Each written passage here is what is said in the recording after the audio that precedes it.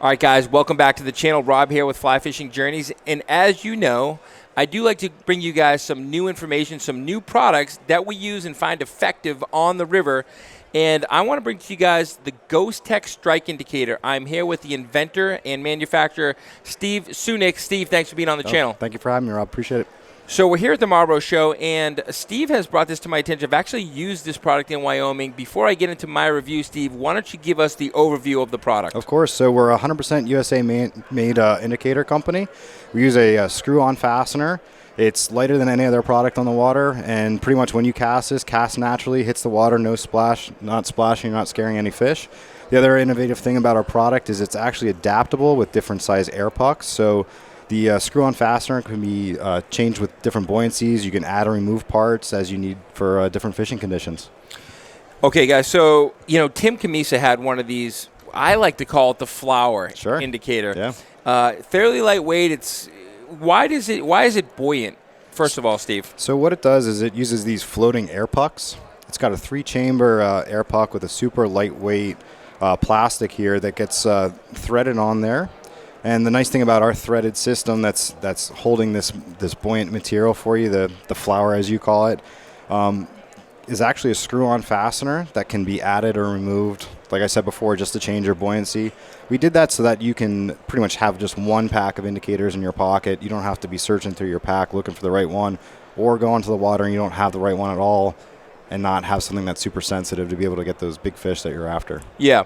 So let's look at this for a second, guys. When it comes to strike indicators, what are your options? You've got the kind of stick-ons. Stick-on, yeah. Yep. You've got the thingamabobber or the airlock. Yep. Which I've used the airlock quite a bit. It can be effective on a drift boat.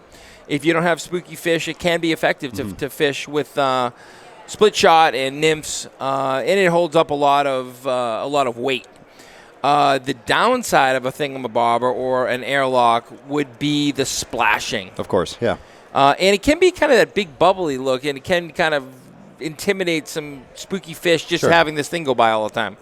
So, I use the airlock. I have in the past, but, Tim Camisa had some of these in his pack, and he told me that he was doing a review on it. And I said, give me one of those. Sure. And we were in Wyoming. You guys have seen some of the videos we've done it with the Wyoming fly fishing. We were on the North Platte. We were fishing the thingamabobbers, the airlocks, on the drift boat all day. But when we were up wading in the Fremont Canyon section, it was a little shallower. Okay. And obviously when you're talking about shallow wading water, you get some spooky fish. Of course. And so I wanted to just try this thing. And what I liked about it, it casted fine, easy casting. But it landed soft. Of course. And it didn't make that big splash. Mm-hmm. Now, and I caught fish with it. And so I think Tim's like, all right, let me try one of these and put his on. And we started catching a lot of fish. Yeah. And you can stack them if you wanted to do if you wanted to have it more buoyant, per se. And so that's the one thing. So you've got your New Zealand yarn. That's another option for you. So you can go with anywhere from your New Zealand, the snap-on tabs or the stick-on tabs to your thingamabobber. And so each has their own advantages, disadvantages. The advantage, again, would be of your yarn that it's light and it doesn't splash like yours. But the problem with the yarn is if you wanted to put more weight, you're going to suck that thing underwater. 100%. Yep. The advantages of the thingamabobber is you can put a ton of weight. It's not going to sink it, but it's going to splash. Of course. So I think your product fits that need. It kind of accomplishes both things. Yep. So what we like to say is it fishes about 80% of the water. There's definitely 20% of the water types that you need a bobber, and one of those bobbers are the big, heavy floats, and you're talking about super deep water. You don't have to worry about splashing as much in those scenarios sometimes, but for 80% of the water, this is the indicator that you can use. It can go from anywhere where you're fishing super clear, gin clear, just 2 foot, 1 foot of water, and cast. I have a guy down in Georgia that's casting 30, 40 times over trout in super small water, and he's not scaring them. He said any other indicator on the water would just spook them after the second cast. Yeah. And I've done that. There's several other people that have casted, just changing flies and things like that. Right. I've hit big fish that are super close to the top of the water column right in the head with the indicator because I'm not the best caster, and they didn't go anywhere. That's cool. So the way that I look at it is you never know what you're doing wrong when you're fishing. You only know what you're doing right. So if you're not splashing and you're getting it somewhere in the close proximity, you're eliminating one thing that you could potentially be doing wrong. Yep. So by taking that splash factor, you're essentially setting you up for more success overall. Yeah, and so when I was in the Fremont Canyon using the product, I was catching fish, and so what I found is it has that nice balance between a lighter weight yarn where you're not going to be spooky and a bobber where you can put more weight, because I was able to put multiple beads on these flower indicators, or the GHOSTech. That's all right. I was able to put multiple split shot and still get a nice soft presentation and catch some fish. So this is the GHOSTech Strike Indicator. You get a pack of 6 for $8. So the way that it works, it actually has 2 double stack. They're already pre-assembled with 2, so you can float your heavier bugs and double imps or whatever you need. 1 single pack for your lighter weight circumstances, real shallow water. 2 extra air pucks, so you can replace any parts and an extra nut. The nice thing about this is that all the parts are adaptable.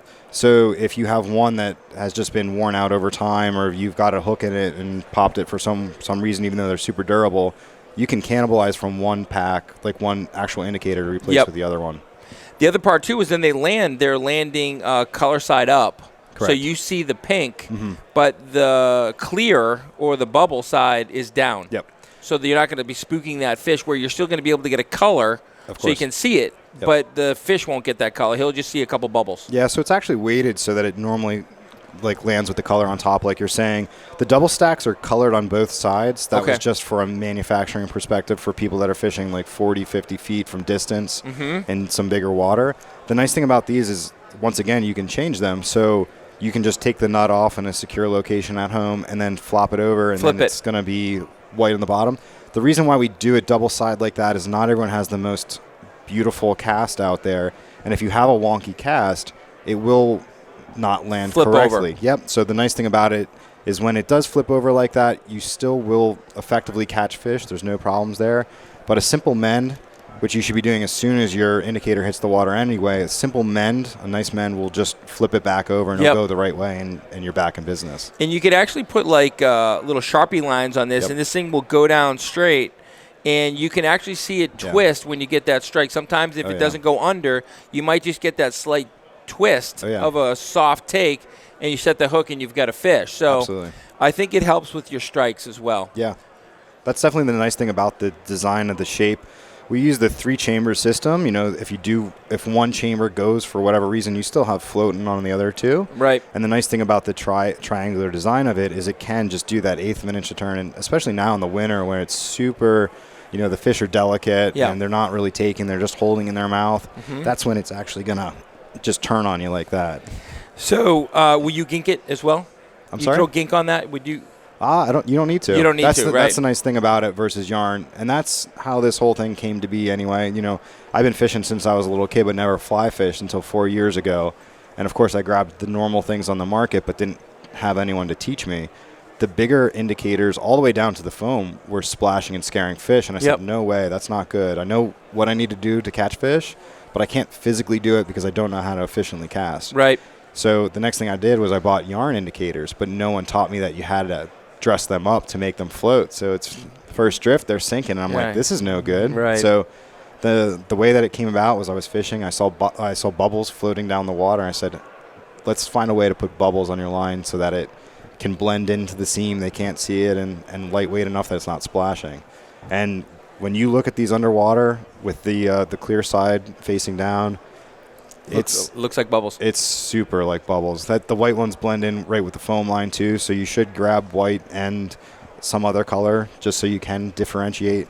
The other thing is, once again, they're completely adjustable, so you can take different colors, and if you're using double stacks, you can put one color underneath, another color over underneath that one, so you can kind of get a little bit of contrast for yourself. We do have the fishbowl here. Why don't we see if we can get that into play and we can show the people how it works.